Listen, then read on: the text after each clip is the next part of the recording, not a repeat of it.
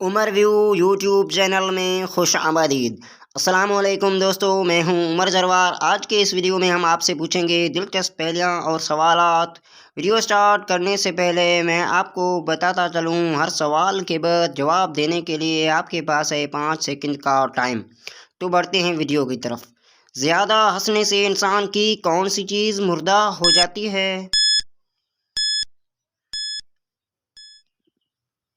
जवाब दिल।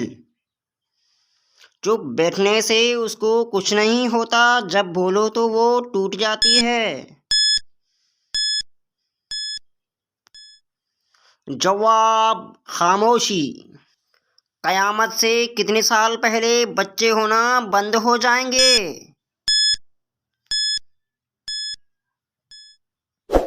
जवाब हजरत ईसा की वफात के बाद।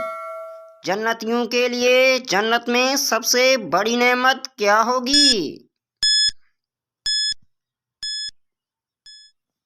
जवाब अल्लाह का दीदार। वो क्या है जो लड़की को बाजी कहने से मिलते हैं लेकिन आंटी कहने से नहीं मिलते? जवाब होंठ। लाल गाय लकड़ी खाए, पानी पिए और मर जाए। जवाब आग। दोस्तों, आपको वीडियो कैसा लगा अपनी राय से आगाह ज़रूर कीजिएगा। अगर आप हमारे चैनल पर नए हैं तो सब्सक्राइब करना ना भूलिएगा। अगली वीडियो तक के लिए हमें दीजिएगा इजाज़त। अल्लाह हाफ़िज़।